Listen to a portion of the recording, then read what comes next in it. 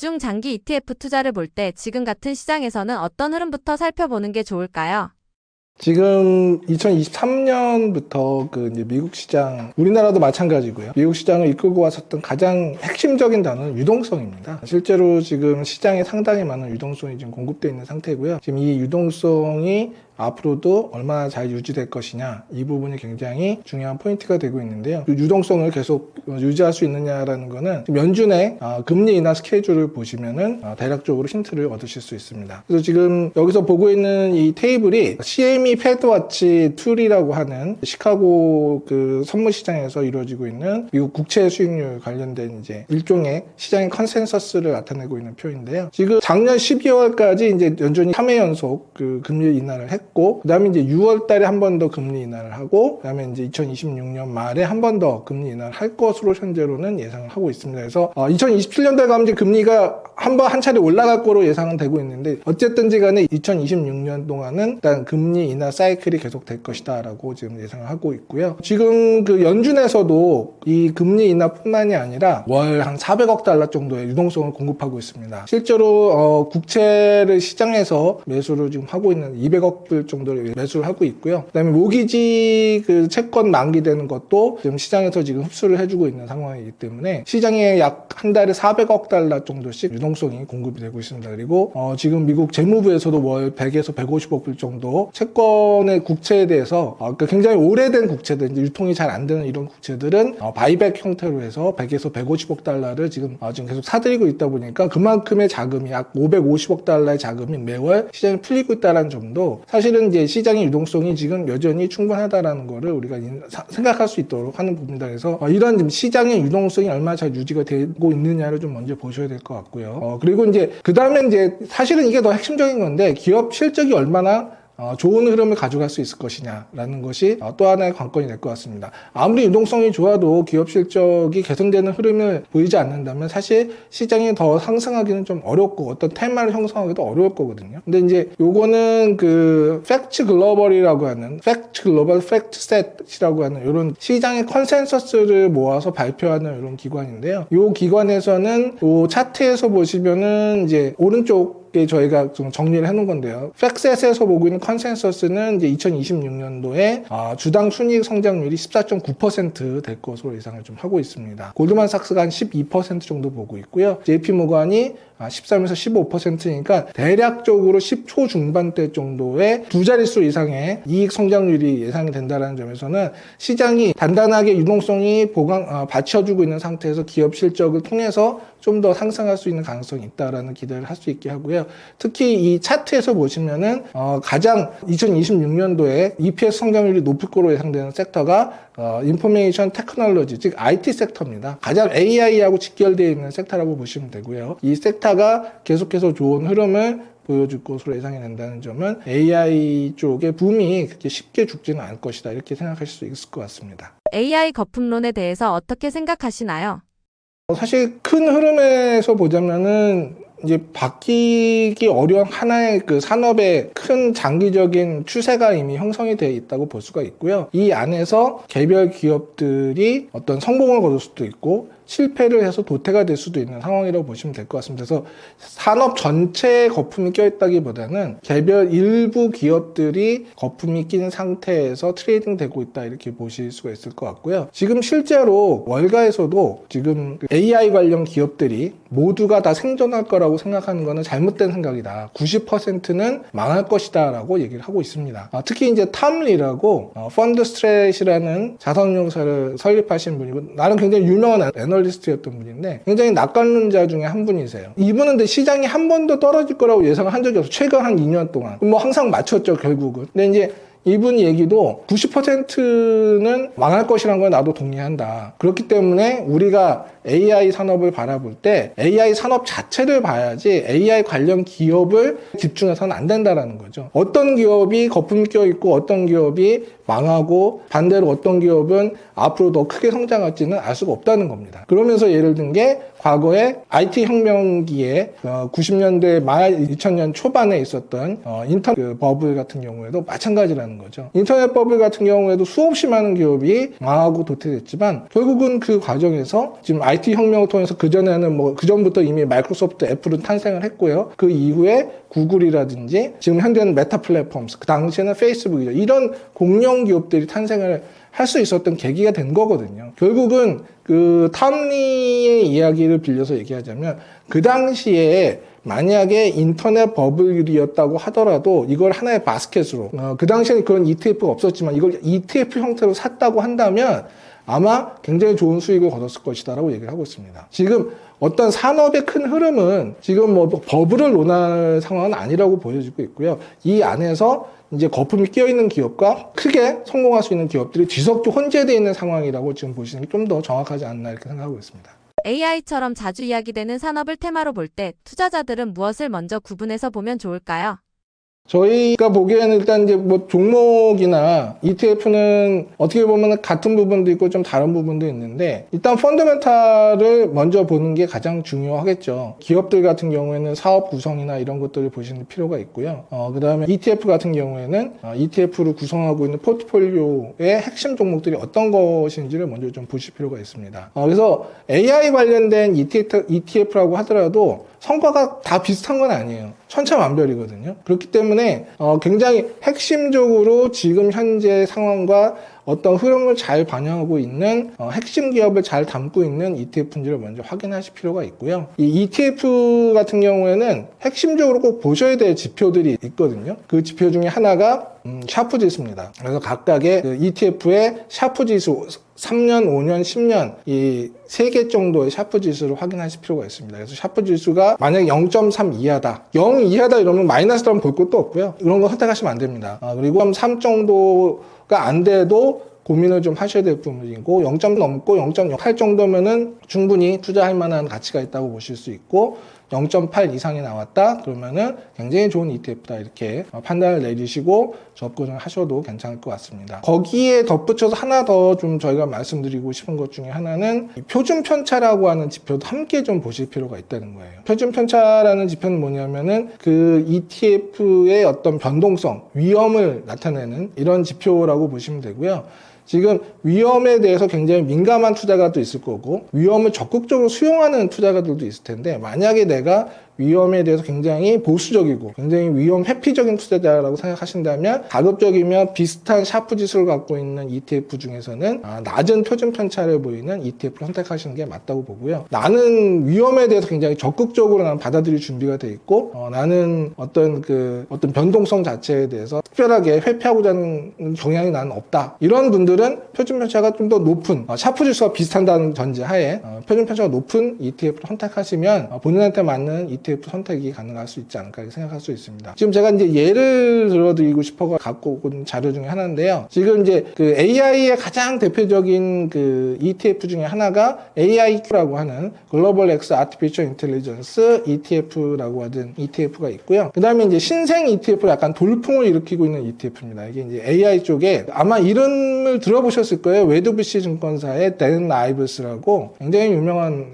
굉장히 인기 있는 애널리스트세요. 이분이 자기 이름을 걸고 댄 아이브스 웨드부시 AI 레볼루션 ETF라는 자기 이름을 땄습니다. 티커도 아이브스라고 IVES라고 하는 ETF가 이제 있고요. 그 다음에 이 AI와 로봇을 결합한 가장 대표적인 ETF 중에 하나인 글로벌 X 로보틱스 앤 아티피셜 인텔리전스 ETF라고 하는 BOTG라고 하는 세 개의 ETF를 비교해 보시면은 저희가 빨간 박스 쳐놓으신 부분을 보시면은 연간 수익률이 이제 아이브스는 이제 출시된 지 얼마 안 됐기 때문에 좀 빼고 보시면은 AIQ와 보츠 같은 경우에는 차이가 많이 납니다. 수익률에 있어서. 이게 왜 그러냐면은 제가 처음으로 말씀드렸던 것처럼 구성 종목이 다르기 때문에 그렇습니다. 보시면 AIQ 같은 경우에는 삼성전자, 알파벳, 마이크론, 그 다음에 AMD, TSMC 이제 이런 것들 중심으로 딱 구성이 잘 돼 있고요. 그 다음에 보츠 같은 경우는 엔비디아, 파낙, ABB, 인투이티브 서지컬, 케이언스, 그리고 SMC, 그 다음에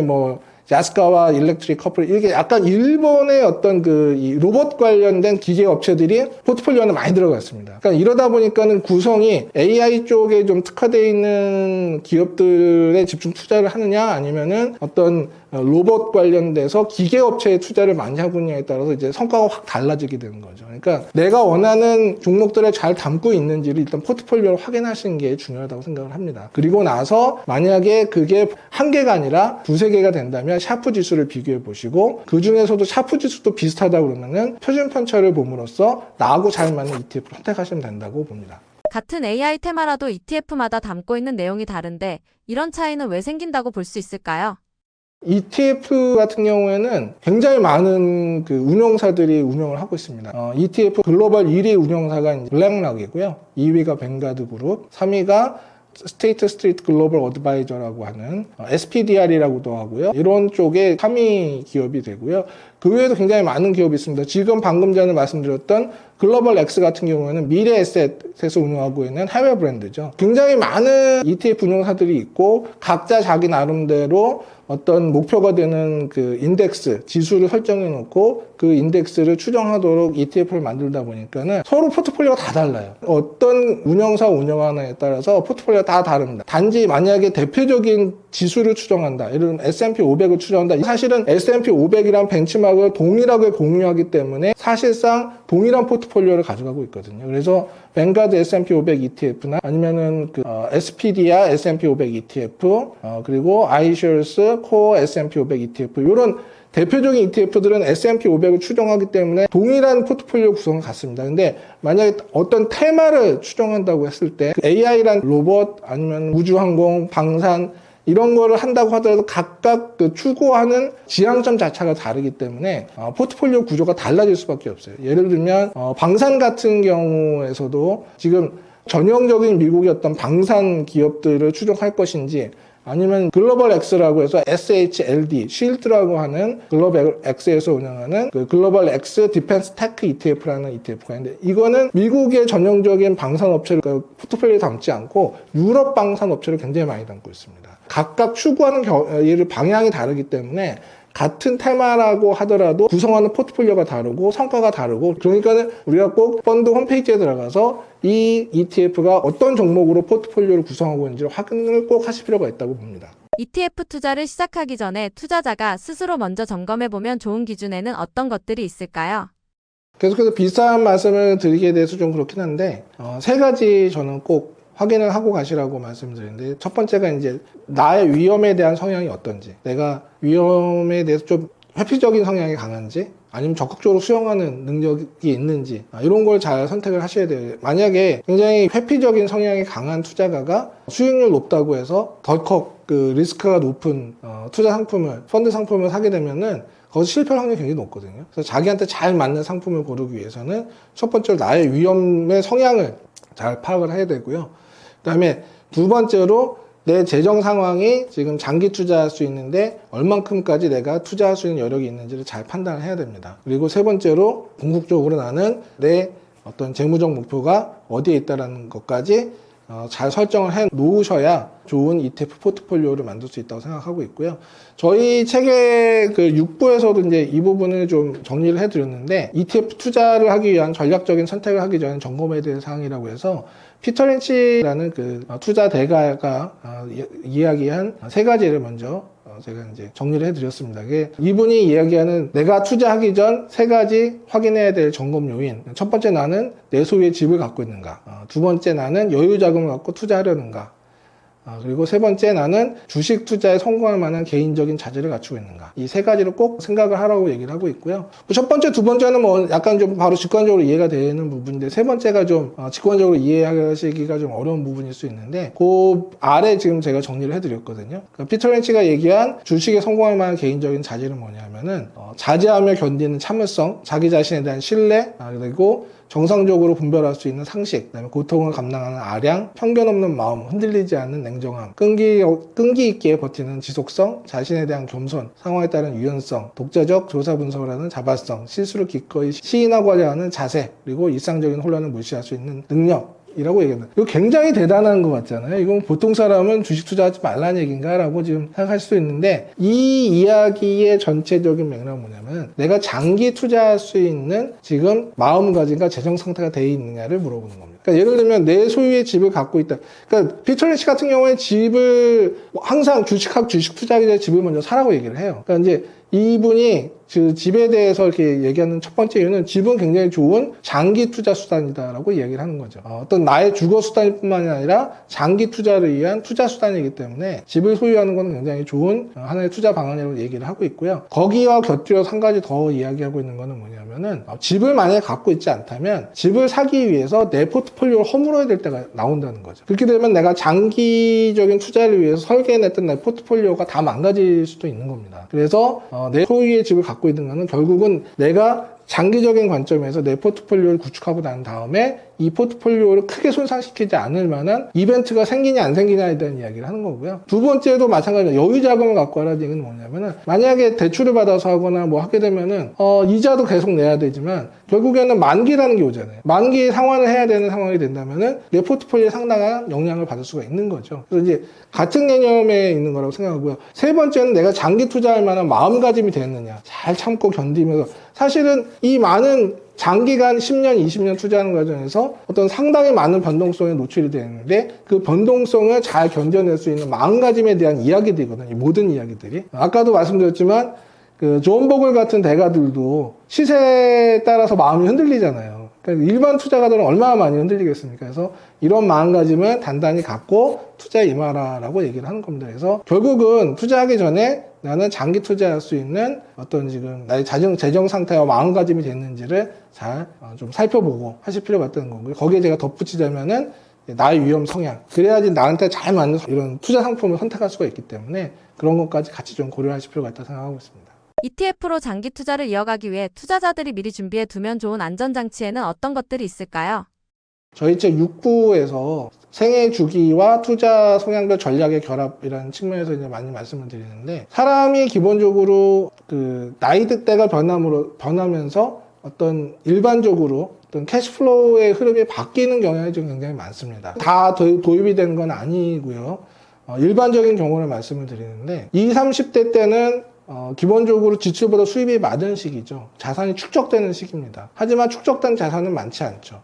그러니까는 좀 더 공격적인 투자를 할 수도 있고, 그 다음에 이때는 정반대로 투자 경험이 많지 않으니까 적립식으로 차근차근 자기의 어떤 자산을 축적해 나가는 과정이 필요합니다. 40, 50대가 가게 되면은 많은 변화가 발생을 하죠. 결혼을 하고, 아이를 낳아서 육아를 하고, 그다음에 아이를 교육을 하는 과정에서 만약에 40, 50대의 어떤 뭐 이제 승진을 통해서 수입이 더 늘어난다고 하더라도 지출이 더 빠른 속도로 늘어날 수 있기 때문에 이런 경우에는 자산의 축적 속도는 줄어들 수밖에 없고 실질적으로 축적된 자산을 활용을 해야 되는 필요성이 굉장히 많이 증가하고 있는 상황이라고 볼 수가 있고요.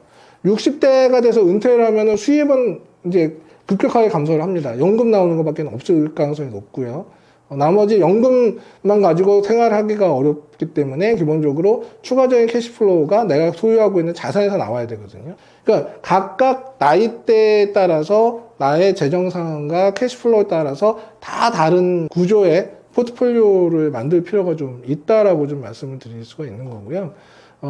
내가 어떤 모든 상황에 적절하게 잘 대응할 수 있는 이런 걸 만들기 위해서는 내 캐시플로우와 나의 재정 상태에 맞는 포트폴리오 조정을 계속 해야 된다고 지금 말씀드릴 수가 있겠습니다. 그래서 저희가 저희 책 맨 마지막에도 마무리하면서 저희가 꼭 나의 포트폴리오를 지속적으로 점검해야 된다는 말씀을 좀 드리고 있거든요. 그 켄 피셔라고 하는 굉장히 유명한 그 투자가의 아버지인 그 필립 피셔라는 분이 계세요. 그 필립 피셔는 워런 버핏이 나의 스승이다라고 얘기할 정도로 굉장히 대단하신 분인데 이 필립 피셔는 그러니까 얘기한 부분을 저희가 맨 마지막에 넣어서 지속적으로 나의 포트폴리오를 점검할 필요가 있다고 말씀드리는데 어떤 위험을 최소한 회피하기 위해서는 내 포트폴리오를 지속적으로 관리할 필요가 있다는 거죠. 내 나이에 맞춰서. 예를 들면은 이미 뭐 그 60대가 됐는데도 불구하고 뭐 적립식을 한다는 거는 사실 캐시플로우가 없는데 적립식을 한다는 건 나한테는 굉장히 잘 안 맞는 전략이잖아요. 그러니까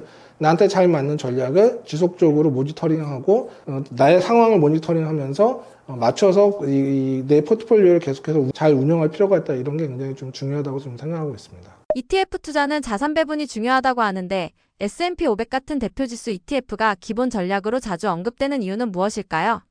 어떤 전략적인 포트폴리오를 구축하는 데 있어서 핵심 자산으로 들어갔는데 S&P 500에 많이 거론되는 거는 장기적으로 검증된 수익률 때문에 그렇습니다. 우리가 앞부분에서 살펴봤던 것처럼 10년 이상의 기간을 놓고 보면은 언제 투자했어도 최소한 5에서 10% 이상 연 수익률이 나오는 상황이고요. 우리가 전략적인 그 포트폴리오를 구축할 때 핵심 자산은 매매를 안 하고 장기간 끌고 갈 자산이거든요. 장기간 끌고 갈 자산이 장기적으로 굉장히 좋은 수익률을 제공했다는 게 검증이 돼 있다면 S&P 500 관련된 아니면 나스닥 100 관련된 ETF를 핵심 자산으로 삼는 거는 굉장히 좋은 전략이라고 볼 수가 있는 거죠. 그래서 기본적으로 저희가 이제 책에서도 제시해드리고 있는 코어 세틀라이트 스트래티지라고 하는 핵심 위성 전략이라고 하는 거를 보면은 이 핵심 자산의 비중을 보통 한 70% 정도 가져가거든요. 여기 지금 핵심 자산의 비중 한 70% 정도 가져가고 70에서 크게는 90%까지 가져가고 그다음에 위성 자산은 10에서 30% 정도를 가져가는 게 일반적입니다. 그리고 핵심 자산에는 기본적으로 장기 투자하는 자산을 넣고 위성 자산에는 단기나 중기 자산을 중기 개념에서 운영하는 자산을 넣습니다. 이 핵심 자산에는 장기 투자하는 자산으로서 S&P 500, 나스닥 100 이런 대표 지수를 추정하는 ETF들을 넣는 게 일반적이고요. 그다음에 이제 위성 자산에는 이제 테마 ETF라든지 업종 ETF라든지 뭐 이런 것들을 넣어서 단기나 중기적인 차원에서 매매를 하고 이름으로써 포트폴리오 조정하는 이런 거를 많이 하게 되죠. 이거는 매매를 함으로써 내가 필요한 자금을 수요를 받기도 하고 매매를 통해서 단순히 그 S&P 500을 추정했을 때보다 더 좋은 수익률을 겨냥할 수도 있다는 측면에서 그런 식으로 지금 운영이 되고 있는 거라고 보시면 되는데 핵심 자산은 하여간에 70% 정도는 가져가는 게 가장 이상적이라고 볼 수 있고요. 장기 자산이어야 되고요. 그렇기 때문에 대표 지수를 추정하는 ETF를 가져가는 게 가장 일반적이고 가장 바람직하다고 할 수 있습니다. 지금 딱 1,000만 원이 있다면 ETF 투자는 어떻게 하는 게 좋을까요?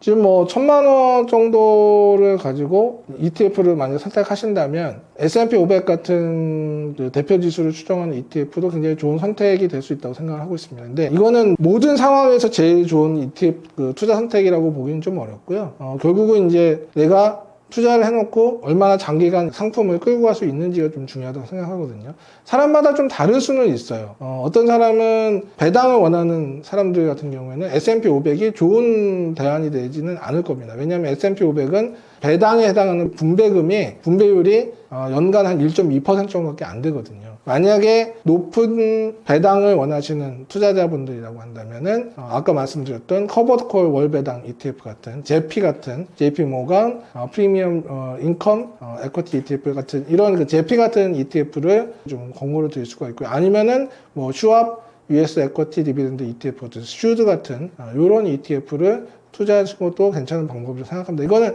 각자의 어떤 성향에 따라서 좀 다른 부분이라 저희가 뭐 딱히 얼마라고 때문에 예단하기는 좀 어려운데 만약에 매년 1,000만 원씩 투자를 할 수 있다고 한다면은 그리고 나는 현재 현금 흐름이 나쁘지 않다. 이렇게 한다면은 S&P 500은 저는 정말 좋은 투자 아니라고 생각을 합니다. 저희 책에서도 사실 그 이야기를 좀 써놨어요. 저희 책에서 뭐 어떤 예를 들었었냐면 A 과장이라고 해가지고 이제 뭐 저희가 이제 뭐 이름을 뭐 무슨 김 과장 뭐 이렇게 안 붙이고 그냥 A 과장이라고 붙였는데 이 사람이 그 2012년부터 2023년까지 12년 동안 적립식으로 투자를 한 거예요. 매년 1,800만 원에서 한 2,400만 원 사이. 그러니까 초기 12년 투자 중에 초기 6년은 매달 150만 원씩. 신입사원이니까 투자 여력이 많지 않아서 그냥 150만 원, 굉장히 알뜰하게 살고 150만 원 정도의 여력이 있어서 150만 원씩 뱅가드 S&P 500 ETF를 샀다.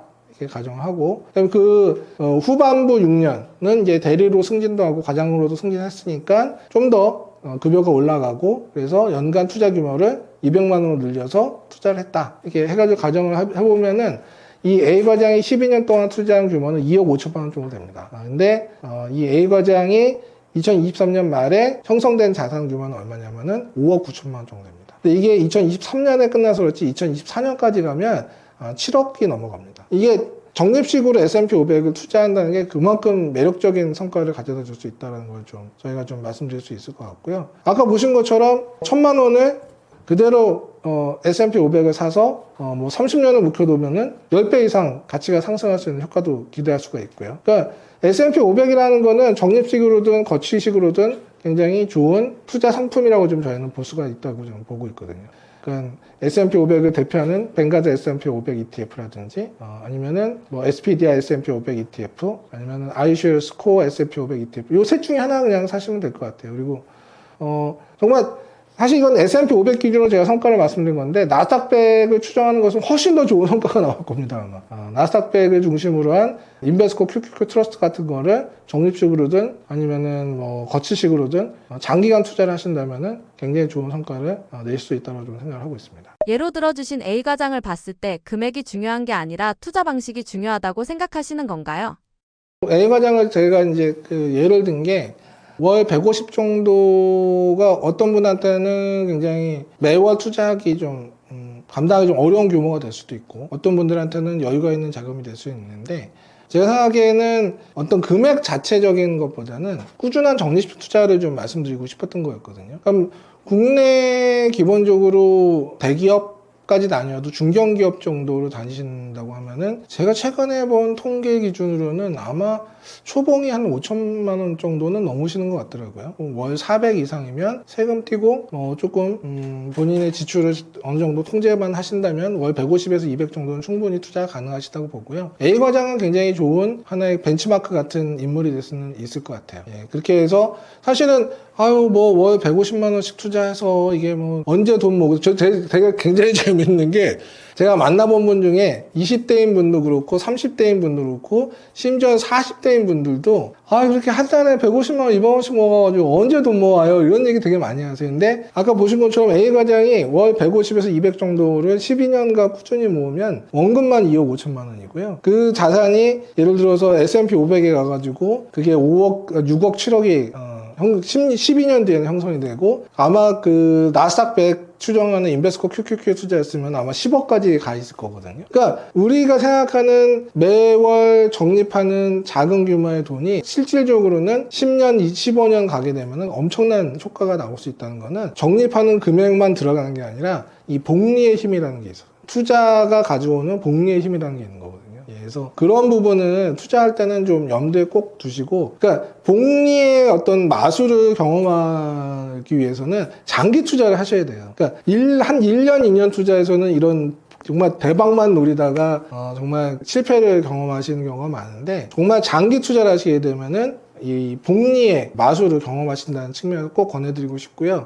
아까도 잠깐 말씀드렸지만 정말 그러기 위해서는 좋은 상품을 갖고 가셔야 돼요. 그러니까 장기 투자만이 하나의 그 답이 아니라 좋은 ETF를 잘 선별하실 수 있어야 되거든요. 좋은 ETF를 잘 선별하는 방법은 여러 가지, 저희 책에 여러 가지 말씀드렸지만 그 중에서 대표적으로 꼭 말씀드리고 싶은 거는 샤프 지수를 꼭 확인하시기를 저희가 권해드립니다. 샤프 지수는 어떤 내가 위험을 жил머짐으로써 어떤 위험 자산을 살 때 안전자산이 아닌, 예를 들어서 예금 같은 경우에, 정기예금 같은 경우에는 안전자산이잖아요. 이거는 원금이 보장이 되고, 근데 위험자산은 원금이 보장이 안 되는 자산이잖아요. 내가 그런 그 원금이 보장이 안 되는 위험을 짊어지는데 추가로 내가 얼마나 더 수익을 받을 수 있는지. 그러니까 무위험자산이라고 할 수 있는 정기예금보다 몇 퍼센트 정도 더 내가 수익을 창출할 수 있는 자산인지를 평가해 주는 게 샤프 지수입니다. 샤프라는 그 경제학자가 고안하는 거고, 이분이 이거로 노벨 경제학상 받은 겁니다. 그래서 그리고 굉장히 그렇기 때문에 많은 경제학자들이 검증을 한 지표이기 때문에 쓰시는데 정말 손색이 없는 굉장히 훌륭한 지표라고 보실 수가 있고요. 요거는 굉장히 어렵지 않게 확인하실 수가 있어요. 야후 파이낸스 같은 데나 아니면은 ETF.com 같은 데나 아니면 FT.com 같은 데 들어가시면은 제일 대표적인 게 이제 야후 파이낸스 같은 데겠죠. 야후 파이낸스 가서 ETF 티커, 예를 들면 뱅가드 S&P 500 ETF면은 BOO를 쳐서 들어가시면은 금방 확인하실 수가 있어요. 예, 그래서 그 샤프 지수를 확인하시는데 아까도 말씀드렸다시피 샤프 지수가 0이나 마이너스면은 보실 필요도 없어요. 이거는 사시면 안 되는 ETF입니다. 이런 거 장기간 가져가 봐야 성과가 좋게 나올 수가 없어요. 예, 그리고 0.3 정도, 0.3에서 0.8 정도 가는 그런 상품이면은 나한테 잘 맞는지를 잘 판단하셔서 매수를 하시면 되고요.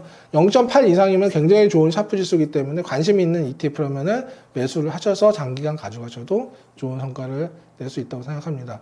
이 샤프 지수가 어떤 분들은 약간 혼동이 올 수 있는데 어떤 사람들은 뭐 1이면은 굉장히 좋은 상품이고 2 이상 되어야 굉장히 훌륭한 상품이다라고 얘기하는 분도 있는데 그건 단기 샤프 지수 얘기고요. 제가 말씀드린 거는 3년, 5년, 10년, 최소 3년, 그리고 가급적이면 5년, 10년짜리 샤프 지수를 확인하시는데 지금 말씀드린 기준으로 보시기를 제가 권해드리고요. 워렌 버핏의 25년 그 장기 샤프 지수는 0.7 정도밖에 안 나와요. 그런데도 저렇게 대단한 성과를 내거든요. 이 샤프 지수가 0.3에서 0.8이면 굉장히 좋은 샤프 지수입니다. 그러니까 샤프 지수 꼭 확인하셔서 내가 투자하려고 하는 ETF 상품이 좋은 상품인지 확인하시고 그리고 좋은 상품 투자하셨으면은 굉장히 장기간 보유를 함으로써 복리의 효과를 충분히 누리시기를 권해드리고 싶습니다. 핵심 자산과 주변 자산을 나눠서 가져가는 전략은 어떤 점에서 도움이 될 수 있을까요? 핵심 위성 전략이라고 볼 수 있고요. 또는 이제 핵심 주변 전략이라고도 합니다. 코어 세틀라이트 스트래티지라고 하는 건데요. 저희가 아까 이제 웃으면서 말씀드렸던 그 워런 버핏이 내가 내 와이프한테 유산을 남겨주는데 90%는 S&P 500을 추정하는 인덱스 펀드에 그다음에 10%는 미국 국채의 형태로 해서 유산을 남겨주겠다라고 얘기를 했을 정도로 이제 S&P 500 지수를 추정하는 상품들은 굉장히 좋은 상품인데 문제는 아까 생애 주기론에서 잠깐 보셨다시피 20대, 30대, 40대, 50대, 60대 가면서 나의 재정 상태가 계속 변화가 생겨요. 근데 이 변화가 발생하는 상태에서 그렇게 단 한 개의 자산 이런 걸 가지고서 다 대응이 가능하냐? 그렇지는 않습니다. 그래서 그런 차원에서 이제 대응하실 수 있도록 저희가 제안해 드리는 것이 이제 핵심 주변 전략이고요. 이 핵심 주변 전략은 저희가 보기에는 20, 30대 적립식으로 자산을 축적한 다음에 40대부터 활용하시면 굉장히 좋은 투자 전략이라고 생각을 하고 있습니다. 그래서 40대 이후에 축적된 자산을 활용을 해서 감소하는 내 캐시플로우를 커버하기 위해서 활용할 수 있는 굉장히 좋은 전략이라고 생각을 하고 있고요. 기본적으로는 핵심 자산의 70% 정도가 들어가는 게 일반적입니다. 뭐 보수적인 사람은 90%가 들어갈 수가 있고요. 사람에 따라서는 뭐 70%보다 낮게 포함시킬 수도 있어요. 근데 가급적이면 50% 이상은 가져가는 것이 좋다는 게 그 핵심 주변 전략의 핵심 중에 하나라고 보실 수가 있고요. 왜냐하면 기본적으로 장기 투자라는 걸 전제로 해야 된다는 거가 이제 지금 이 전략을 얘기하는 데서 핵심 사항이기 때문에 그렇습니다. 그리고 이제 핵심 자산을 자기가 70%, 50에서 90% 사이를 운영을 하면서 나머지 주변 자산이라고 할 수 있는 예를 들면은 업종 ETF라든지 테마 ETF라든지 아니면 뭐 배당 관련 ETF라든지 이런 것들을 나의 니드에 맞춰서 단기나 중기로 운영을 함으로써 내 재정 상태의 캐시플로우 변화를 잘 대응할 수 있도록 그 관리를 하는 것이 이 전략의 핵심이라고 보시면 되고요. 이 전략을 잘 운영을 하신다면 어떤 그 내 생애 흐름에 있어서 굉장히 잘 나한테 맞춤형인 포트폴리오를 구축하는데 도움을 많이 줄 수 있는 전략이라고 생각을 합니다. ETF 종류는 계속 늘어나는데도 늘 비슷한 ETF만 마치 기준처럼 반복해서 언급되는 이유는 뭘까요? 네, 뭐 지금 말씀하시는 현상이 이제 계속해서 지금 반복되고 있는 건 사실이에요. 왜냐면 지금 저희가 지금 자료로 띄워드리고 있는 이 화면을 보시면 국내 투자가들이 2025년 동안 가장 많이 순매수한 그러한 대표적인 미국 ETF들을 저희가 1위부터 20위까지 정리를 해놓은 이런 장표고요.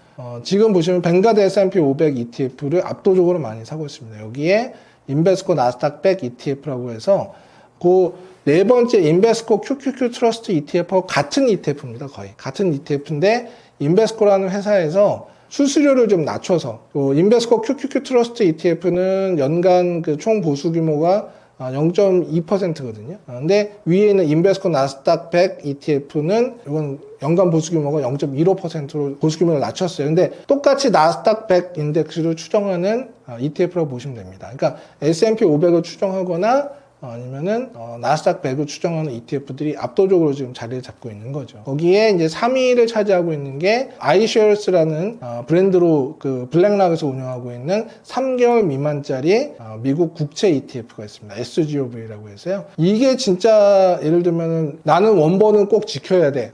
이런 분들이 굉장히 좋아하시는 ETF 상품입니다. 그러니까 이거는 원금이 보장이 되는 ETF. 미국이 망하지 않는다는 전제가 깔리는데 당연히 3개월 안에 미국이 안 망하겠죠. 예. 그리고 연간 4% 이상의 수익을 보장을 하고요. 그것도 매월 이자를 줍니다. 매월. 그러니까 예를 들면 정기예금 같은 경우에는 지금 뭐 상품마다 차이가 있지만 2에서 3%잖아요. 근데 그것도 1년에 한 번 이자가 지급이 되죠. 이건 이자가 매월 지급이 돼요. 그건 뭐냐면 재투자가 가능하다는 거예요. 그런 측면에서 굉장히 높은 안정성의 금융상품을 요구하시는 보수적인 투자가들이 굉장히 좋아하시는 이런 ETF 중에 하나라고 보시면 되고요. 그 다음에 5위가 보시면 슈왑 US 디비던드 에쿼티 ETF라는 요 SCHD, 우리가 슈드라고 주로 이야기를 많이 하는 가장 배당의 대표적인 ETF가 되겠습니다. 이 5개는요, 2024년도에도 1위부터 5위까지를 차지했던 ETF예요. 그러니까 사람들의 어떤 투자를 하는 패턴 자체가 비슷하다는 거죠. 그러니까 좀 더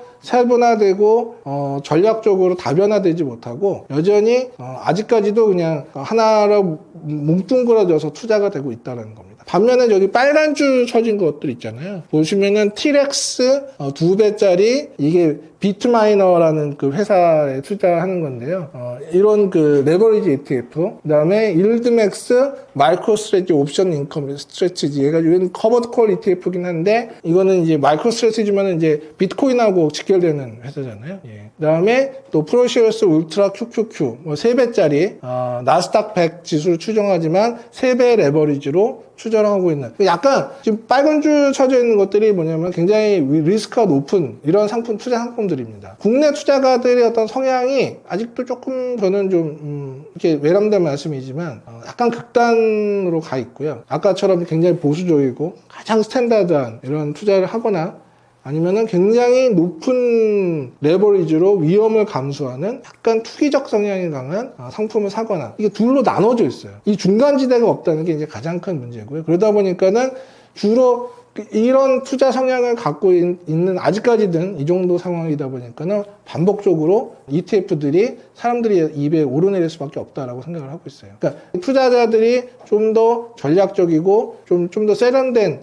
자기만의 포트폴리오를 구성하게 된다면 훨씬 더 다양한 ETF를 접하게 될 텐데, 대부분이 그냥 굉장히 단선적이고 아니면은 굉장히 그 투기적인 이런 상품을 굉장히 단순한 전략 자체가 없는 거죠. 그러니까 이제 투자자들의 어떤 성향이 조금 더 발전될 필요가 있다. 발전될 필요가 있으면은 다양한 ETF들이 시장에서 거래가 될 수 있다라고 생각을 하고 있습니다. 그러니까 결국에는 닭이 먼저냐 달걀이 먼저냐의 이야기가 될 것 같긴 한데, 투자자들이 좀 더 전략적인 투자를 요구하게 되면 훨씬 더 다양한 ETF들이 시장에서 거래가 되고 더 많은 추천을 해 주시겠죠. 근데 지금은 시장에 맞춰서 추천이 나오다 보니까 굉장히 전략적이지도 않고 아주 단편적인 하나의 테마, 뭐 배당 아니면 대표 지수 뭐 이 정도, 아니면 뭐 정말 뭐 극단적으로 레버리지 뭐 3배짜리 뭐 가상화폐 뭐 이런 쪽으로 이렇게 가는 이런 단편적인 스토리의 ETF들이 좀 시장을 좀 지배하고 있는 게 아닌가 이렇게 생각을 하고 있습니다. 근데 저희는 이번 책을 통해서 좀 말씀드리고 싶은 거는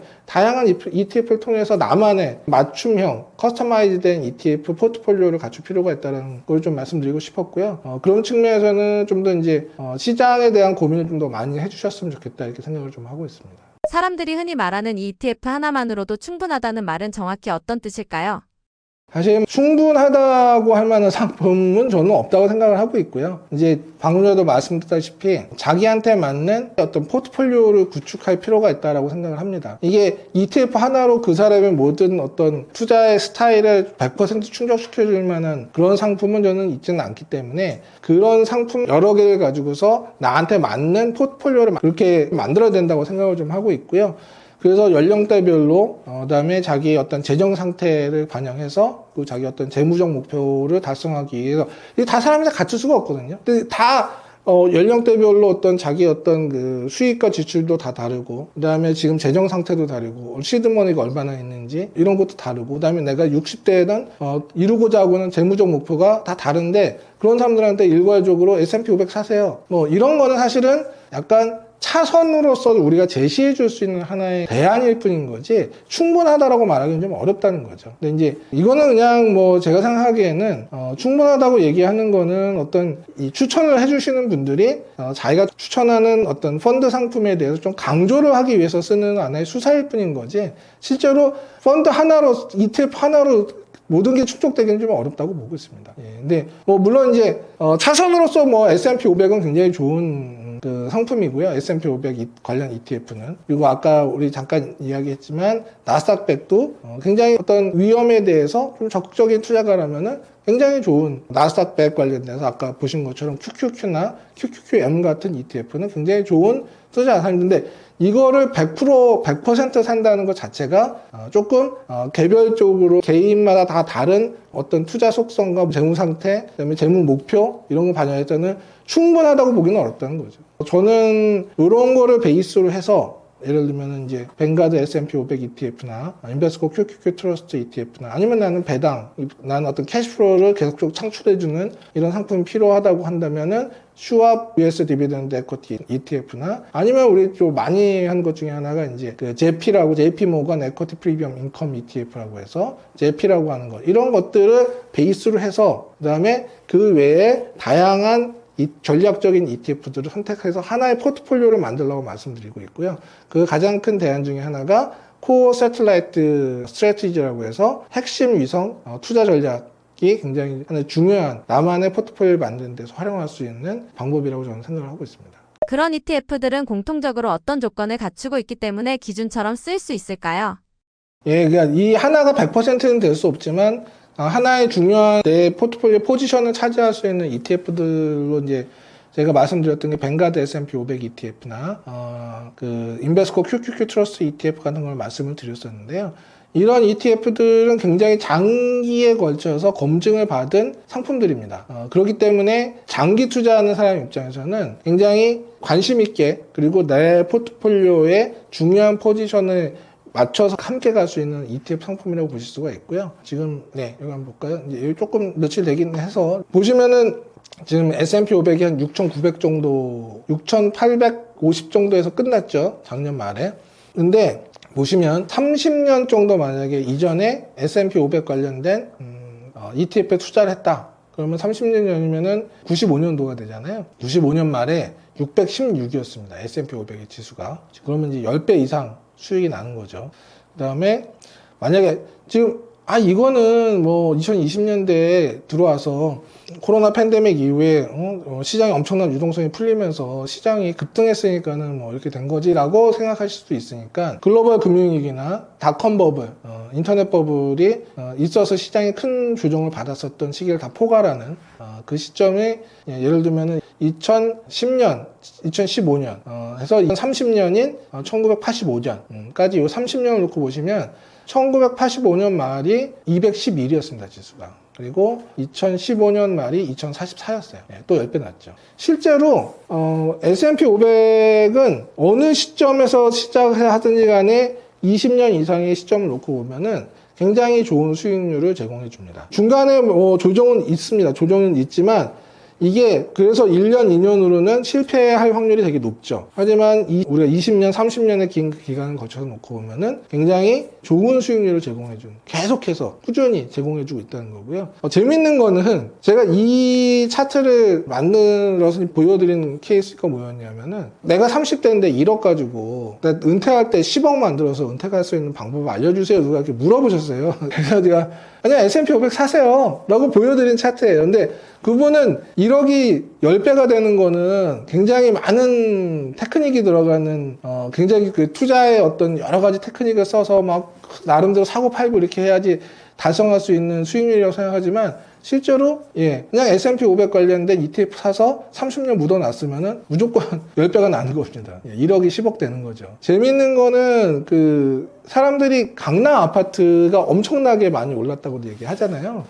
근데 한 20년 놓고 보면은 한 2005년부터 2025년까지 한 20년 놓고 보면은 강남 아파트 상승률보다 S&P 500 상승률이 더 높아요. 강남 아파트 상승률이 최근에 2025년 들어와서 굉장히 급상승을 했죠. 그때 뭐 강남 아파트만 이제 부동산 전체적으로 이제 집값이 크게 올랐는데 그렇게 해서 20년 놓고 봐서 연평균 8%밖에 안 됩니다. S&P 500이 연 10% 정도 나오거든요. 굉장히 좋은 상품이에요. 그래서 근데 아까도 봤을 때 단기에는 지수가 조정도 받고 뭐 조정이 뭐 2년 연속되기도 하고 이러기 때문에 단기 투자하시지 말고 장기 투자는 차원에서 S&P 500 같은 사람들이 흔히 이거 하나 하면 충분해요라고 하는 것 중에 들어가는 S&P 500 관련된 ETF를 장기간 보유하시는 거는 좋은 선택이 될 수도 있습니다. 워렌 버핏이 그런 얘기를 했었어요. 나 죽거들란 내 와이프한테 유산을 남겨주는데 90%는 S&P 500 투자하는 인덱스 펀드로 거고 10%는 미국 국채 사서 남겨줄 거라고 얘기를 하거든요. 문제는 이제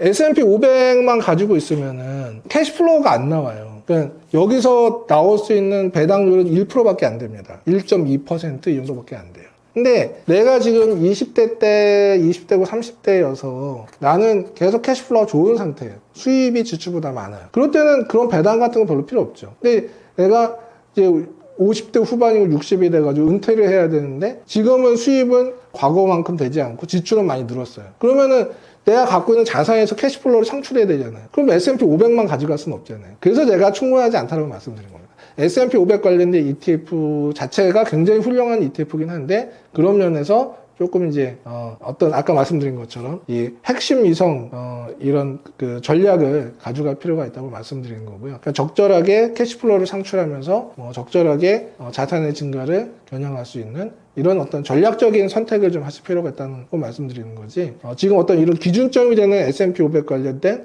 ETF가 뭐 별거 아니다 뭐 이런 건 아니고 굉장히 훌륭한 선택이라고 볼 수가 있습니다. 그런 얘기 하시는 분들도 있어요. 아니 뭐 지금까지는 좋았지만 앞으로도 좋다는 보장이 어딨냐. S&P 500이 계속 간다라는 보장이 어딨냐. 특히 이제 요즘은 이제 국내 코스피가 더 좋잖아요. 작년에 코스피가 70% 이상 올랐고 수익률이 워낙 국내 시장이 좋으니까 많은 분들이 이제 그 국내 시장에 더 관심을 많이 가지시는 상황인데 저는 뭐 어떤 상황에 맞춰서 투자하시는 것 자체가 나쁘다고 보지는 않습니다. 근데 이제 지금 제가 말씀드린 거는 장기적인 관점에서 20년, 30년 관점에서 지금 이제 S&P 500이 굉장히 좋은 투자 대안이 될 수 있다는 말씀을 드리는 거고요.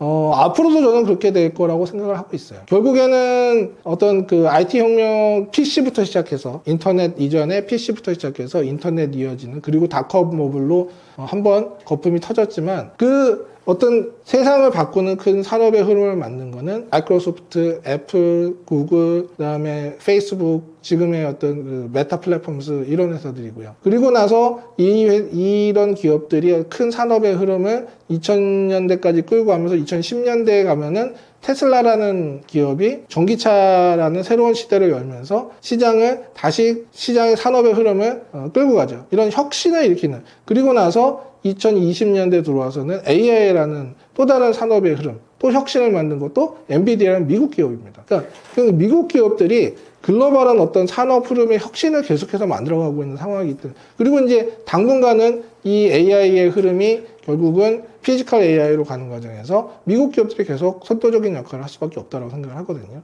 그런 측면이 계속해서 장기적으로 봤을 때는 미국 기업들이 좀 더 좋은 퍼포먼스를 많이 낼 가능성이 크고 그 과정에서 가장 이런 기업들을 대표하고 있는 S&P 500이나 나스닥 100 같은 지수들 투자하는 상품들도 좋은 성과를 계속해서 낼 가능성이 크다라고 생각을 하고 있습니다. 근데 아까도 계속해서 강조해서 말씀드리는 거지만 특히 이런 그 어떤 위험성 자산 우리가 흔히 얘기하는 주식이라든지 ETF도 마찬가지죠. 이런 위험성 자산은 좀 장기적인 관점에서 좀 접근을 해주시기를 계속해서 말씀드리는 게 피터 린치 같은 분도 그런 말씀을 하세요.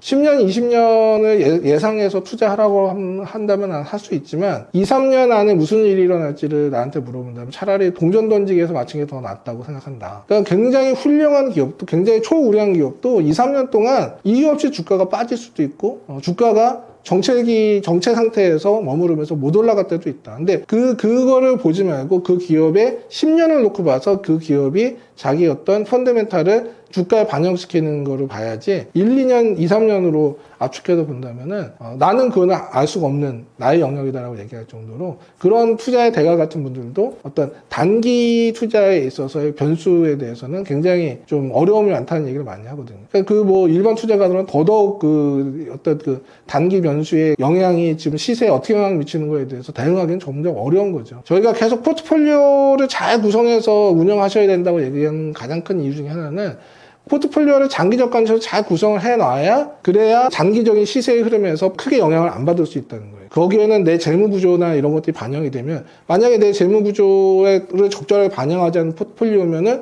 근데 재정 상태 때문에 어쨌든 이걸 다시 바꿔야 되다 보면은 단기 리스크에 노출이 될 수밖에 없는 거거든요. 그래서 그런 측면에서 이런 그 자산들을 중심으로 해서 여러 자산들을 중심으로 해서 전략적으로 장기적인 차원의 포트폴리오 구성하는 게 굉장히 중요하다, 좀 이렇게 말씀드릴 수 있을 것 같습니다.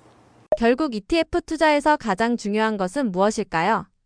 네, 결국은 이제 나의 위험 성향이 어떤지를 알고, 그다음에 나의 재정 상태를 정확하게 반영하고, 그다음에 내 재무적인 목표가, 향후 궁극적인 나의 재무적인 목표가 어디에 있는지 이 세 가지를 잘 반영을 해서 나만의 포트폴리오를 구축하는 이런 것들이 굉장히 중요하다고 보고 있고요. 물론 이거는 시간이 지나면서 조금씩 바뀔 수 있습니다. 근데 이거를 한 큰 틀에서 운영을 하는 개념에서 이 포트폴리오의 변화가 있는 거지, 뭐를 다 팔고 새로 다시 사고 이런 극단적인 매매 패턴을 가져가는 게 아니거든요. 그래서 장기적인 관점에서 결국은 아까 말씀드린 세 가지를 잘 반영을 한 나만의 포트폴리오를 잘 구축하시는 게 굉장히 중요하다, 이렇게 말씀드릴 수 있겠습니다.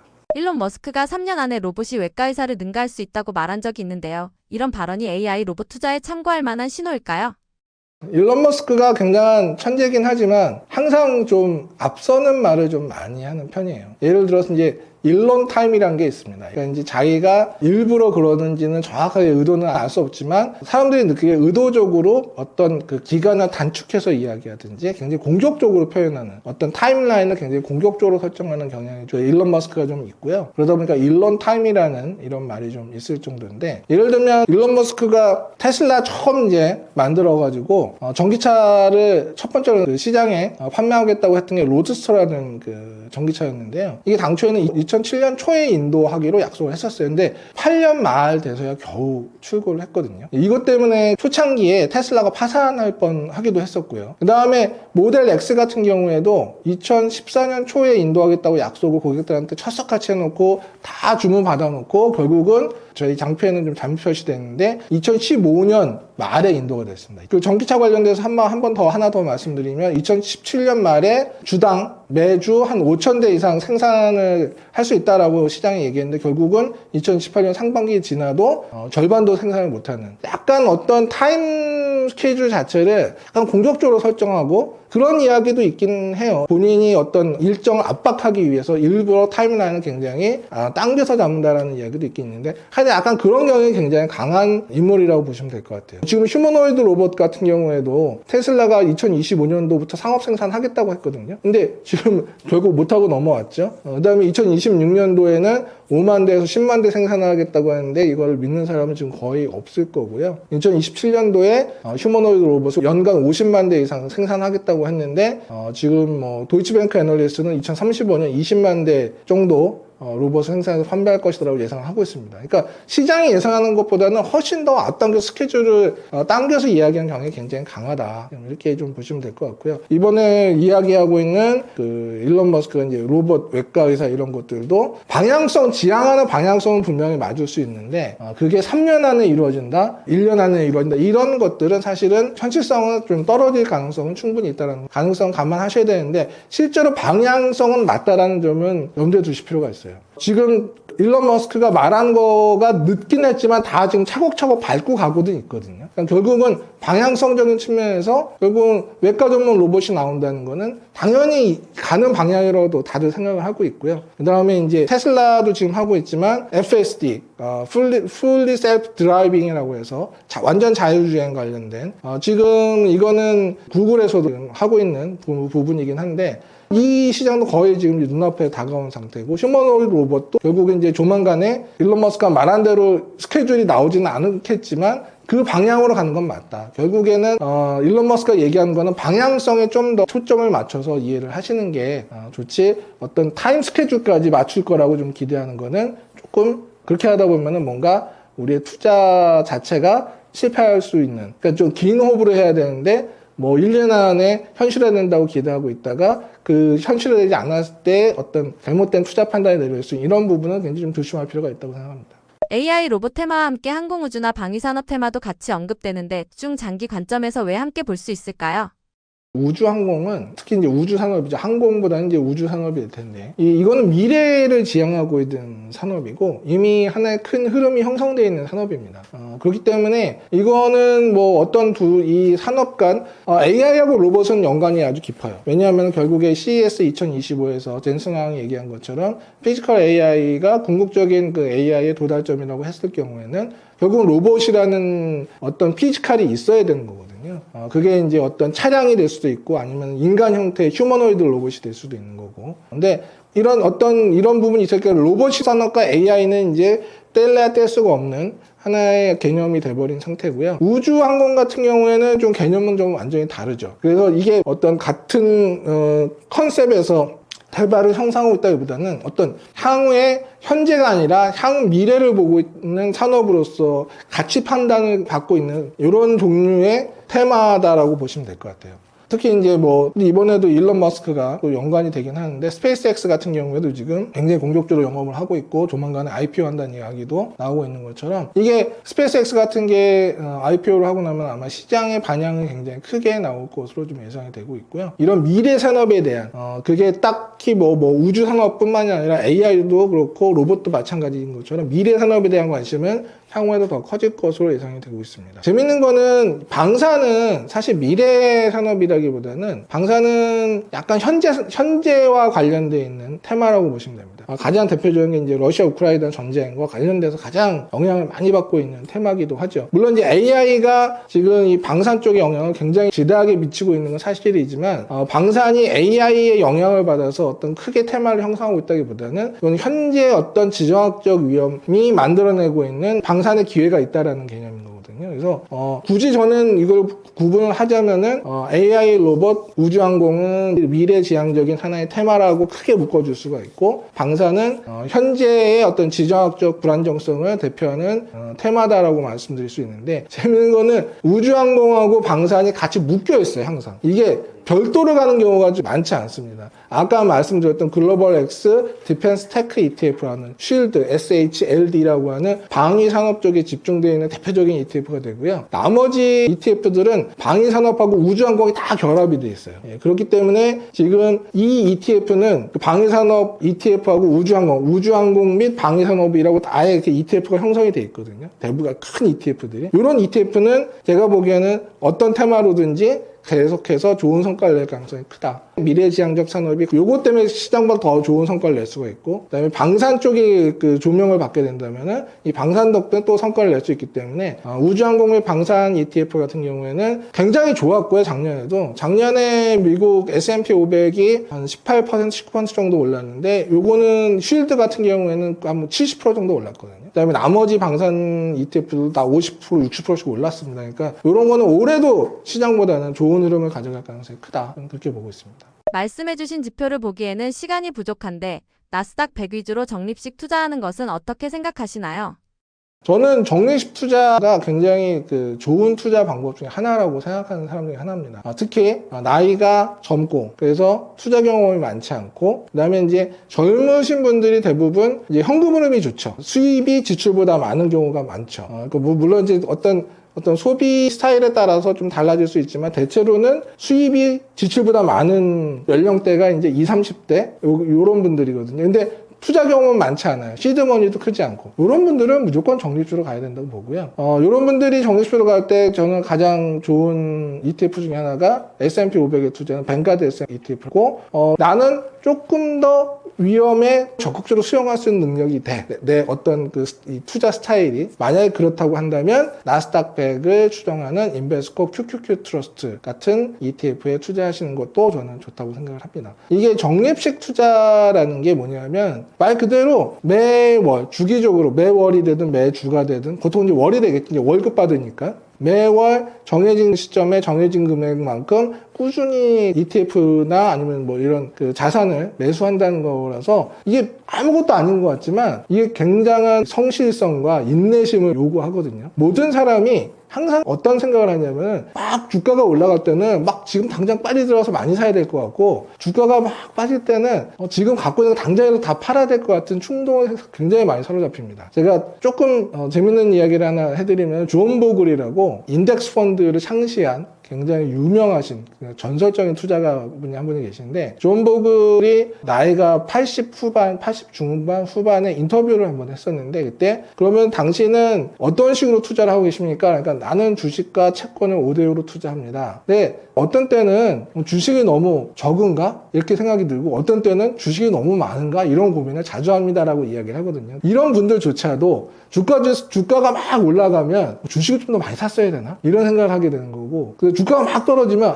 채권을 더 샀어야 되는데 이런 생각 이게 모든 인간이 갖는 하나의 그 심리적인 속성이거든요. 근데 이 심리적인 속성이 거꾸로 가게 만든 경우가 굉장히 많아요. 예를 들면 존 템플턴 같은 이분도 굉장히 전설적인 분이죠. 이분이 강 세장은 비관론 속에서 태어나서 회의론 속에서 성장하고 그 다음에 낙관론 속에서 성숙하고 행복감 속에서 죽는다고 그랬거든요. 뭐냐면 사람들이 강세장이 시작되는데도 아무도 몰라요. 다 비관론 속에 빠져 있어요. 거기서 시작합니다. 근데 그 속에서 주가가 계속 올라가잖아요. 그럼 사람들은 회의론으로 넘어가게 되죠. 다 왔어. 많이 올랐어. 더 못 올라.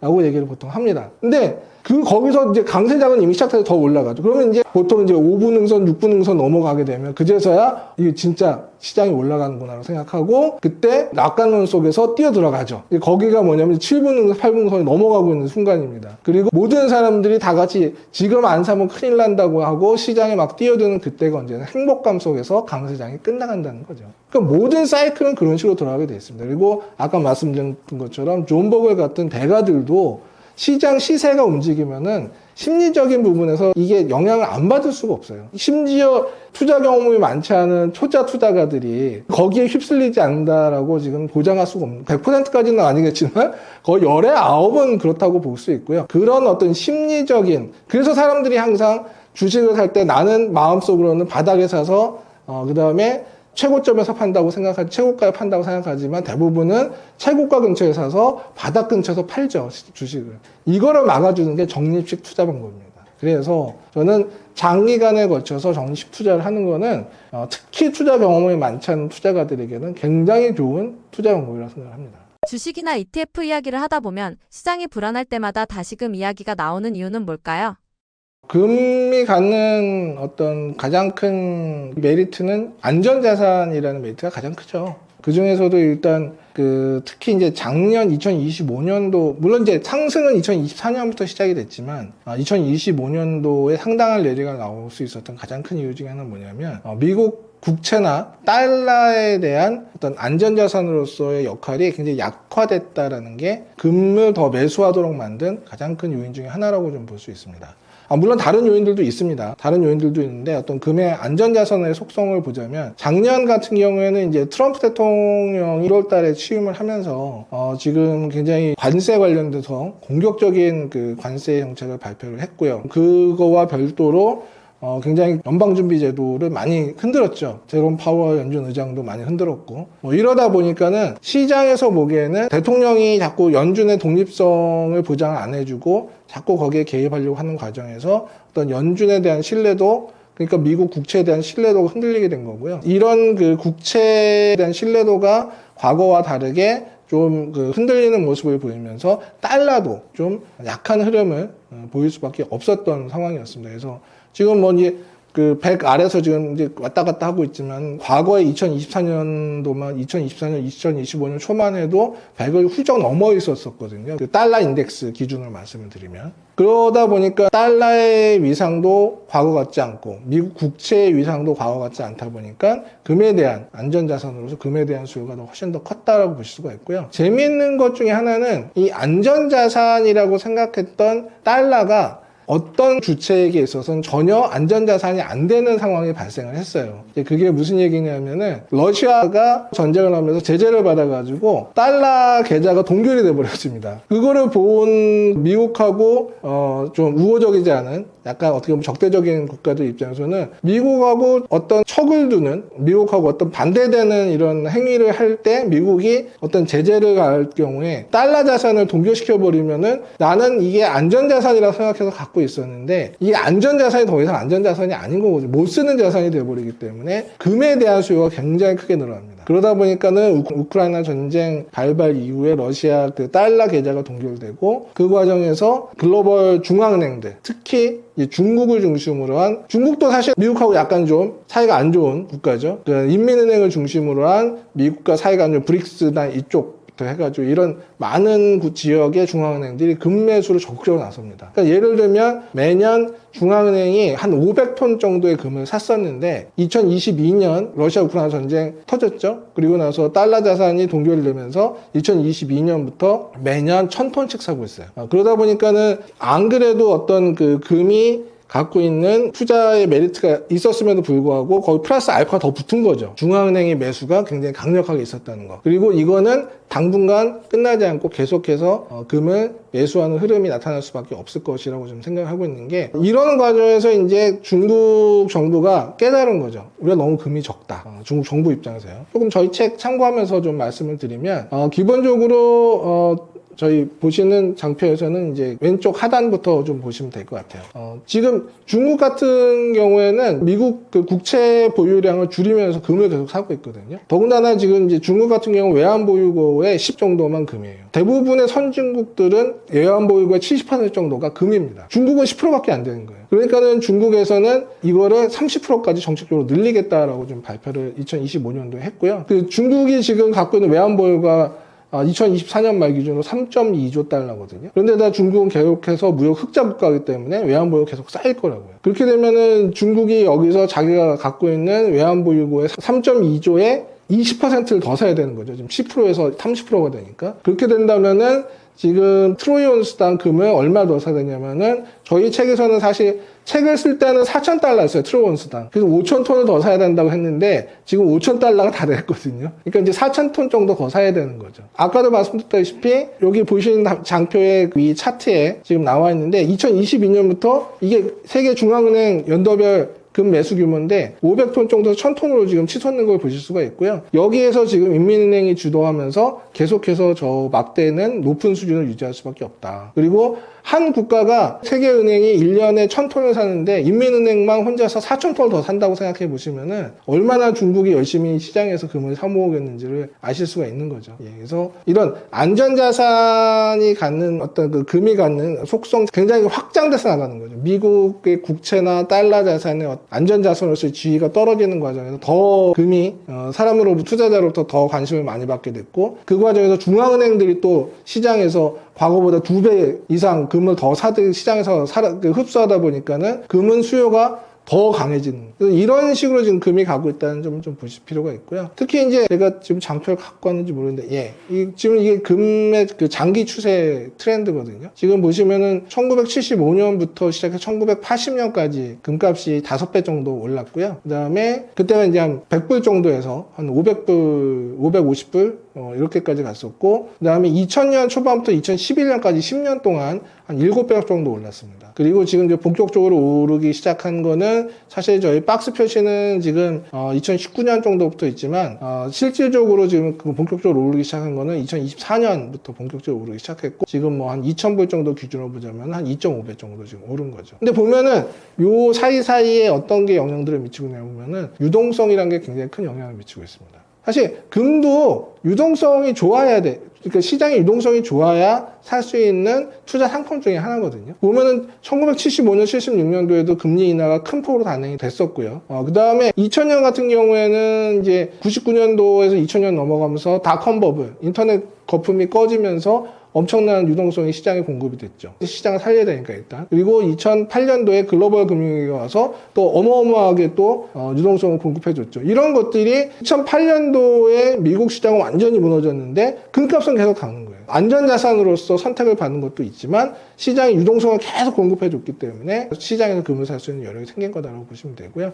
2024년부터 본격적으로 올랐다고 말씀드렸는데 2024년부터 연준의 금리 인하 사이클이 시작이 된 상황이다라고 보시면 될 것 같아요. 지금 보시면은 뭐 2023년 뭐 한 9월, 10월부터긴 한데 정확하게는 그렇지만 2024년부터 올라가는 이 과정에는 안전자산에 대한 선호 플러스 유동성이라는 게 분명히 같이 결합이 되어 있는 상태라고 좀 보실 필요가 좀 있다. 저는 이렇게 생각하고 있습니다. 디지털 금이라고 불리는 비트코인과는 서로 어떤 영향이 있고 어떤 관계성이 있나요?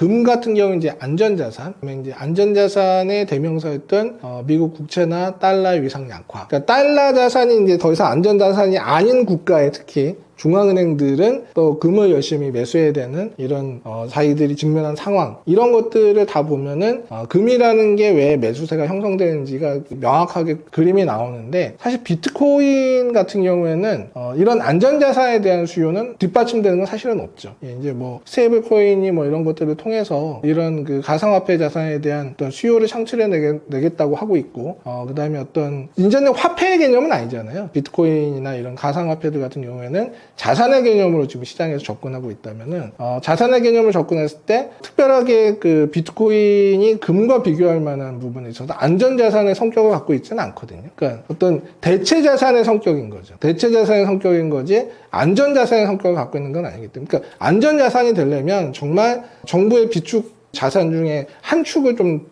으로 자리를 좀 잡아줘야 되고요. 근데 이제 이런 움직임은 아직까지 전혀 있지 않기 때문에, 저는 솔직히 개인적으로는 비트코인을 잘 모르기도 하지만 안전자산인 금과 비교하는 거는 약간 조금 그러니까 대체자산으로서는 맞는데, 대체자산으로서 비트코인과 금을 같이 이렇게 놓고 보는 거는 맞는데, 어떤 그 성격 자체가 너무 다르다, 두 개가. 좀 이렇게 좀 말씀드릴 수 있을 것 같아요. 금 가격하고 비트코인하고의 관계성, 사실 그거는 크진 않은 것 같아요. 최근에도 보면은 비트코인이 10만 불 넘어 11만 불 뭐 이렇게 갔다가 지금 뭐 8만 불 갔다가 다시 회복을 하고 있는데, 금은 사실 최근에도 보면은 4,000달러에서 잠시 눌렸지만 지금 5,000달러까지 바로 또 25% 상승을 했거든요. 예, 그 과정에서 어떤 연관성은 저는 특별히 있다라고 생각하지는 않습니다.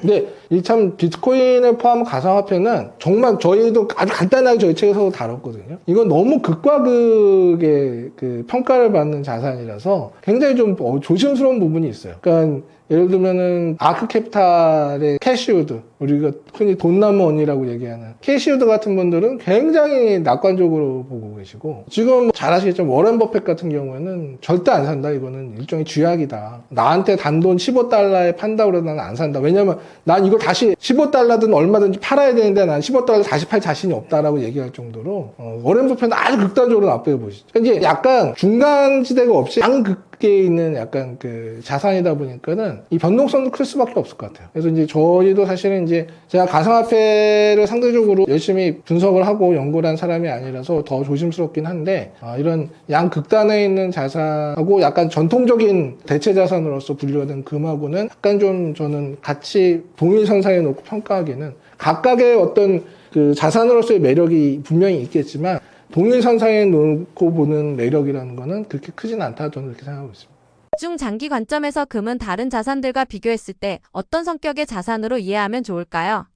중장기적으로 봤을 때 금이 갖는 가장 그 큰 것 중에 하나는 안전자산이라는 성격은 인플레이션 해지 기능이 있고, 특히 이제 스태그플레이션 상태에서는 가장 좋은 선택이 된다라는 점에서 지금 금이 갖는 그 메리트가 있는 거거든요. 근데 예를 들면 스태그플레이션 같은 경우에는 주식으로서는 굉장히 안 좋죠. 경기 안 좋고 물가 치솟는 상황이라면은 주식의 입장은 굉장히 안 좋기 때문에 어떤 대체 자산으로서의 어떤 그 메리트가 있는 게 금이다라고 보시면 될 것 같아요. 그래서 레이 달리오 같은 사람들은 포트폴리오에 금을 꼭 넣으라고 얘기를 하고 있습니다. 왜냐하면 주식만으로 구성하다 보면은 주식이 좋을 때도 있고 안 좋을 때도 있고 한데 주식만 구성해가지고는 이 변동성을 피할 수 없기 때문에, 레이 달리오가 이제 주장하는, 시장에 제시하고 있는 그 all weather 포트폴리오라고 하는, 모든 계절에 다 통용이 되는, 그 얘기는 뭐냐면 시장이 오르든 빠지든 뭐 이런 거 상관없이 항상 꾸준한 수익을 낼 수 있는 all weather 포트폴리오라고 하는, 여기에는 꼭 반드시 금이 들어가야 된다고 하는 거는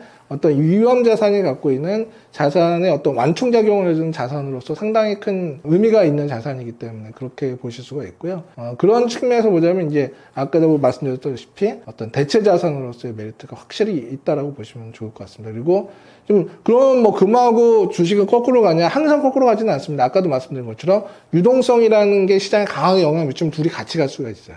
사실 그렇게 되면 채권도 같이 갈 수도 있습니다. 예, 채권하고 주식은 거꾸로 가는 게 맞는 것 같지만 실제로 채권과 금이 같이 가는 경우도 많이 있어요. 그런 건 이제 시장의 유동성에 강력하게 영향을 미칠 때는 그럴 수가 있거든요. 그러니까 그 올라갈 때는 그런데 하여간에 두 자산이 방향이 엇갈림으로써 주식시장이 안 좋을 때 완충을 해준다는 점에서는 금은 확실하게 메리트는 있는 것 같습니다. 금에 투자하려는 사람들이 가장 많이 헷갈려하는 부분은 어떤 지점이라고 보시나요? 보는 분들이 대부분 장기적인 관점에서 금을 보지 못하는 것 같아요. 지금 저희가 띄워놓고 있는 저 차트도 보시면은 금 같은 경우에는 한번 랠리가 시작되면 굉장히 장기간 랠리가 지속되는 경향이 있거든요. 그래서 2000년대에도 사실은 금값이 올라갈 때 $1000 넘어가면서 금이 이렇게까지 오를 수는 없다. 더 이상 올라가지 못한다라고 얘기를 많이 했었고요. 실제로 최근에도 금값이 올라가면서 지금 뭐 $4000 정도에서 조정을 한번 받았는데 그때도 사람들이 너무 비싸다고 얘기했고 사실 2024년 말 2025년 초 넘어갈 때도 금값이 조정을 한번 받았었거든요. 그때도 사람들이 금은 끝났다라고 얘기를 많이 했어요. 근데 이제 그거는 사람들이 어떤 금이 갖고 있는 어떤 그 자산으로서의 속성을 정확하게 인지를 못했다라는 거고요. 가장 큰 이유 중에 하나는 뭐냐면 안전자산과 관련된 시장의 요구와 이거를 충족시켜 줄 수 있는 시장의 어떤 상황 변화가 동시에 있었다는 거죠. 사람들은 과거처럼 달러 자산도 굉장히 훌륭한 안전자산이고 국채도 굉장히 좋은 안전자산을 생각했는데 다 이거를 이렇게 해서 같이 금하고 안전자산을 묶어놓고 보다 보니까는 여기서 잘못 판단된 게 뭐냐면은 안전자산의 역할 자체가 지금 금이 훨씬 더 강해지고 있는 거거든요. 그런 걸 놓치게 되는 거죠. 그래서 금이라는 시장을 볼 때는 항상 제가 생각에는 유동성, 그 다음에 달러, 그리고 이제 미국 국채의 수익률 이런 것들을 함께 같이 놓고 보실 필요가 좀 있다고 생각을 하고 있습니다. 금 ETF 시장 안에서도 상품마다 구조나 특징이 다른데 어떻게 접근하면 금 투자를 잘할 수 있을까요?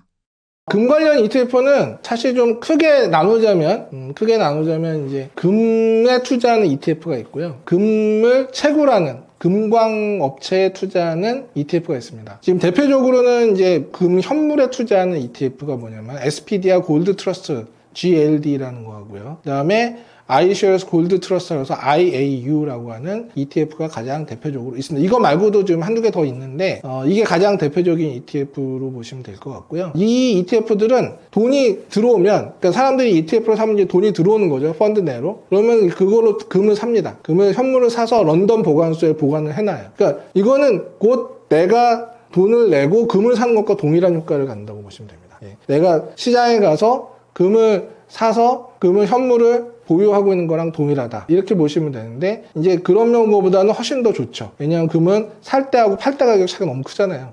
실물을 사고 팔 때 거의 가격 차이가 15%에서 20% 가까이 나더라고요. 그런 측면에서는 이거는 국제 시세에 맞춰서 사고 국제 시세에 맞춰서 팔 수 있는 굉장히 좋은 수단 중에 하나다. 금에 투자할 수 있는 라고 보시면 될 수 있을 것 같고 그거 말고 그 밑에 보시면 이제 반액 골드 마이너스 ETF가 있고요. GDX라는 거 있고요. 그 다음에 반액 주니어 골드 마이너스 ETF라고 GDXJ라고 하는 ETF가 또 이 금 채굴 업체에 투자하는 금광 업체에 투자하는 가장 대표적인 ETF라고 보실 수가 있는데 이게 이름이 같은데 하나는 주니어가 붙어 있다는 건 뭐냐면은 주니어가 붙어 있는 ETF는 중소형주에 투자하는 ETF. 지금 반액 골드 마이너스 ETF는 주로 이제 대형 그 금 채굴 업체, 금광 업체에 투자하는 거고요. 반액 주니어 골드 마이너스 ETF라는 거는 주니어가 붙어 있다는 거는 중소형주. 그래서 중소형주 광산 업체에 투자하는 ETF라고 보시면 됩니다. 이런 것들은 변동성이 좀 더 커요. 왜냐하면 이 안에는 어떤 금 가격이 워낙 강력하게 영향을 좀 미치기도 하겠지만 그 기업이 갖는 고유의 그 특징이 있거든요. 그 기업만의 어떤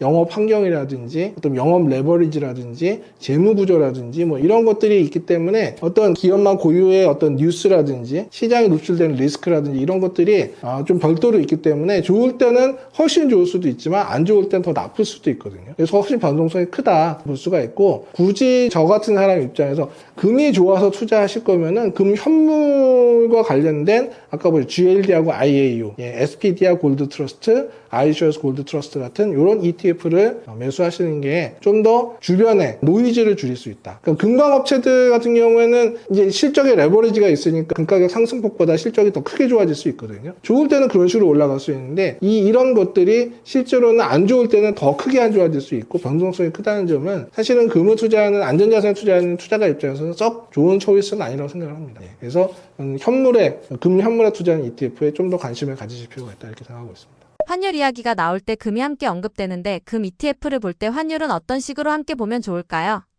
결국 이제 달러 환율과 함께 보시는 경우가 많은데요. 이것도 상품 ETF이기 때문입니다. ETF 때문이라는 게 무슨 개념이냐면은 달러는 하나의 구매력을 의미하는 거거든요. 달러 가치라는 거는. 달러 기준으로 봤을 때 달러 가치가 올라가면 예를 들면 이제 달러 인덱스, US 달러 인덱스라고 하는 미국 달러와 다른 주요 통화국 뭐 일본 엔화, 유로 이런 것 바스켓으로 만든 지표하고 비교해서 만든 미국 달러 인덱스가 올라간다는 거는 미국 달러의 가치가 올라간다는 거고, 그 얘기는 1달러 가지고 할 수 있는 게 더 많다는 거죠. 그 이야기는 뭐냐면은 달러 가치가 올라가면 올라갈수록 금 가격뿐만 아니라 대부분의 상품 가격이 올라가기 어렵습니다. 상품이라고 하면은 금, 은, 뭐 그다음에 산업용 메탈, 산업용 금속, 농수산물 뭐 이런 것도 다 포함되죠. 원유, 다른 뭐 천연가스 이런 것까지 다 포함이 돼. 이런 상품들이 다 포함이 되는데, 예를 들면은 과거에는 1달러 가지고 1g을 살 수 있다면은 이제는 달러 가치가 올라가면은 1달러 가지고 1.1g을 살 수 있다면은 이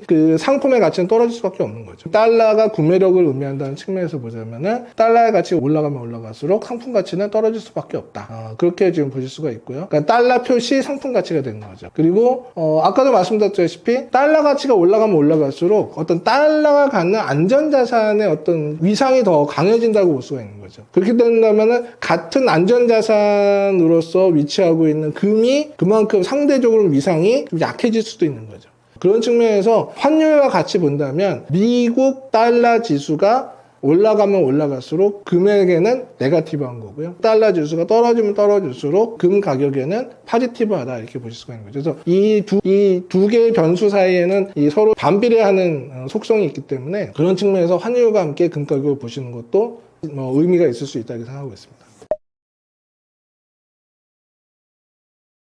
예, 안녕하세요. 저는 토마스 리서치라는 독립 회사를 운영하고 있는 이우스라고 합니다. 한 17년 정도 애널리스트로 활동을 했고요. 그리고 한 4년 정도를 주식운용본부장으로 증권업계에서 주식 운영을 하면서 지금 경력을 쌓았고요. 애널리스트 하는 동안은 이제 베스트 애널리스트 1위를 수년 동안 연속해서 할 정도로 지금 시장에 좋은 평가를 많이 받았었습니다. 애널리스트를 하고 펀드 매니저를 하면서 많은 투자가분들을 만났는데, 성공적인 투자를 하기 위해서는 굉장히 자기 나름대로의 체계적인 투자 방식을 꼭 갖춰야 된다고 생각을 하고 있었고, 이번에 기회가 돼서 이와 관련돼서 책을 쓰게 됐습니다. 그 책이 바로 한 권으로 끝내는 미국 ETF 투자로 이제 저희가 이번에 출간을 하게 됐고요. 그냥 최근에 시중에 나와 있는 많은 책들이 좋은 책들이 많지만 좀 단편적인 이야기를 많이 하는 거에 비해서 저희 책 같은 경우에는 ETF가 무엇인지, 그리고 ETF 시장은 어떤 식으로 구조가 형성되어 있는지, 그리고 그 ETF를 성공적으로 투자하기 위해서는 ETF를 선택할 때 어떤 기준으로 해야 되고, 어떤 기준을 중심으로 포트폴리오를 구축해서 장기간 운영해야 되는 이 모든 이야기를 다 담고 있습니다. 여러분들이 성공적인 투자를 이 책을 통해서 할 수 있기를 간절히 바라는 마음으로 이제 인사드리게 되었습니다.